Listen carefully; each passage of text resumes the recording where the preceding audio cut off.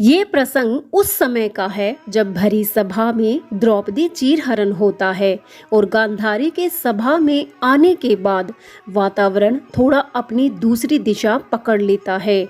यहाँ इस दृश्य में गांधारी सब कुछ कहने के बाद वहाँ से चली जाती हैं। तब विदुर जी उनके कक्ष में जाते हैं और कहते हैं, महारानी की जय हो। तब गांधारी कहती है कि क्या उस राज्य की महारानी इस जय के योग्य है जिसकी पुत्र वधू का भरी सभा में वस्त्र हरण किया गया हो और वो वस्त्र हरण युवराज के आदेश पर किया गया हो और उस राज्य के बड़े बूढ़ों ने कुछ नहीं कहा। अब इस राज्य की महारानी होना गौरव की बात नहीं है विदुर जी, गौरव की बात नहीं है। तात श्री द्रोणाचार्य, कृपाचार्य सभी देखते रह गए। तब विदुर जी कहते हैं कि यदि आंखें खुली हो तो मनुष्य देखने के लिए विवश हो जाता है महारानी। तब गांधारी कहती हैं कि क्या आंखें केवल देखने के लिए होती हैं? क्या आत्मा के आंगन में आँखों की कोई खिड़की नहीं खुलती? और यदि खुलती है तो तात श्री क्यों नहीं बोले? जिस राज सिंहासन के प्रति उनकी निष्ठा है, उस राज सिंहासन का इतना बड़ा अपमान उन्होंने कैसे सहन कर लिया? दुर्योधन तो आचार्य द्रोण का शिष्य है, क्या उन्होंने उसे यही शिक्षा दी है? यदि नहीं तो उन्होंने अपनी शिक्षा का अपमान कैसे सहन कर लिया? कृपाचार्य तो कुल गुरु हैं, उन्होंने कुल की मर्यादा के वस्त्र हरण का दृश्य किन आँखों से देखा विदुर जी? तब विदुर जी कहते हैं कि अपने कर्मों के लिए व्यक्ति स्वयं उत्तरदायी होता है महारानी। तात श्री द्रोणाचार्य, कृपाचार्य ये सब सभ्य और शिक्षित हैं, अपने कर्मों के लिए तर्क का कोई ना कोई मार्ग निकाल ही लेंगे। मैं तो आपसे केवल इतना कहने के लिए आया हूँ महारानी कि कुरु वंश का सर्वनाश होने से बचा लीजिए। तब गांधारी कहती है कि क्रीड़ा भवन में मेरा विश्वास ऐसा डिगा कि मैं अब अपने आप को नहीं संभाल पाऊंगी। क्या होगा क्या ना होगा, कौन बचेगा कौन नहीं बचेगा, आप तो देख सकते हैं विदुर जी कि मैंने अपनी आँखों पर स्वयं पट्टी बांध रखी है। आप अपनी ये प्रार्थना लेकर अपने भ्राताश्री के पास जाइए, अपने तात श्री के पास जाइए। इस समय मेरे चैतन्य के इस कोमल शरीर पर प्रश्नों के हजारों हजार कीड़े रेंग रहे हैं। मैं तो उस गाय की भांति हूँ जो कि अपने जलते हुए घर के आंगन में मर्यादा के खूंटे से बंधी अपनी और लपकती ज्वाला को देख रही हूँ और विवश हूँ। तब गंभीर स्वर में कहती हैं कि भरतवंश की मर्यादा का दर्पण तड़क गया है विदुर जी, आइए इसका शोक मनाएं। तब विदुर जी कहते हैं कि शोक समस्याओं का समाधान नहीं है महारानी। तब गांधारी पूछती हैं कि जब से आए हो मुझे महारानी ही कह रहे हो विदुर, क्या तुम ये भूल गए कि मैं तुम्हारी भाभी श्री भी लगती हूँ? तब विदुर जी रुद्र स्वर में कहते हैं कि जब दुर्योधन ने भरी सभा में मुझसे कहा कि मैं यहाँ से निकल जाऊँ, तब महाराज ने दुर्योधन से ये कहना उचित नहीं जाना कि उसे अपने काका से ऐसे असभ्य शब्द नहीं कहने चाहिए। तो अब मैं आपको भाभी श्री किस मुंह से कहूँ, किस मुंह से कहूँ? किंतु मेरी विवशता ये है कि हस्तिनापुर मेरी कर्म भूमि है।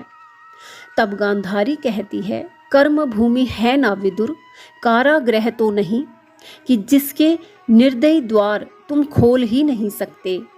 तब विदुर जी कहते हैं कि ये दासी पुत्र अपने घर को छोड़ भी तो नहीं सकता महारानी, इसलिए जब तक ये पीड़ा सहन की जाएगी मैं सहन करता रहूँगा। और आज मैं उस दिन के विषय में सोचना भी नहीं चाहता जिस दिन ये पीड़ा मेरी सहन शक्ति की पीड़ाओं को पार कर जाएगी। तब विदुर जी फूट फूट कर रोने लगते हैं। तब वे गांधारी से कहते हैं कि आज्ञा चाहता हूँ महारानी। तब गांधारी पूछती हैं कि अभी कहाँ जाओगे? तब विदुर कहते हैं कि हस्तिनापुर में ज्ञान के जितने भी द्वार हैं, मैं उन सब को खटखटाऊंगा। तब विदुर जी गांधारी को भाभी श्री कहकर प्रणाम करते हैं। गांधारी कहती है कि भगवान तुम्हें शांति दे। तब विदुर जी कहते हैं कि शांति तो आज केवल शमशान में होती है और मुझे शांति नहीं, अपने प्रश्नों के उत्तर चाहिए। और ये वो प्रश्न हैं जो भारतवर्ष की आत्मा अपने आप से पहली बार कर रही है। और आखिर मर्यादा की परिभाषा क्या है? पत्नी वस्तु है या व्यक्ति? यदि द्रौपदी को दांव पर लगाना धर्मानुसार ठीक है तो फिर अधर्म क्या है? ऐसे ही कई और भी प्रश्न हैं भाभी श्री। तब गांधारी बहुत धीरे स्वर में कहती है कि यदि कहीं इन प्रश्नों के उत्तर मिल जाएं तो मुझे भी बता जाना। तब विदुर जी कहते हैं कि जो आज्ञा, ये कहकर वे वहाँ से चले जाते हैं। इस प्रसंग से हमें यही सीख मिलती है कि कई बार, या कहें कि हर बार, सज्जन पुरुषों को ही धर्म निभाने की चिंता ज्यादा होती है। गांधारी जैसी विदुषी स्त्री का भी दुर्योधन जैसा पुत्र होना दर्शाता है कि संगत कितनी मायने रखती है। जैसी सीख दी जाती है, बाल रूपी वृक्ष वैसे ही बढ़ता है। यहाँ गांधारी एक एक करके सभी को दोष देती दिख रही हैं, लेकिन वे स्वयं एक माँ हैं। कुछ तो फर्ज उनका भी रहा होगा।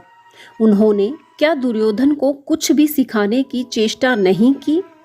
अपने आप को खूंटे से बंधी गाय कहना स्त्री की निर्बलता को दिखाता है, जबकि उन्हें कई वरदान तक प्राप्त हैं। तो भला वे इतनी कमज़ोर कैसे हो सकती हैं?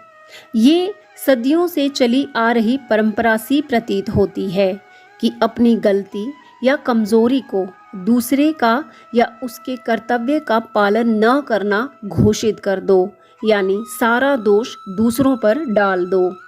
इन सब में विदुर जी पिसते दिखाई देते हैं। वे सत्य बोलकर भी कुछ नहीं कर पाते, क्योंकि उनके पास इतने बड़े विशेषाधिकार नहीं हैं, शायद इसलिए।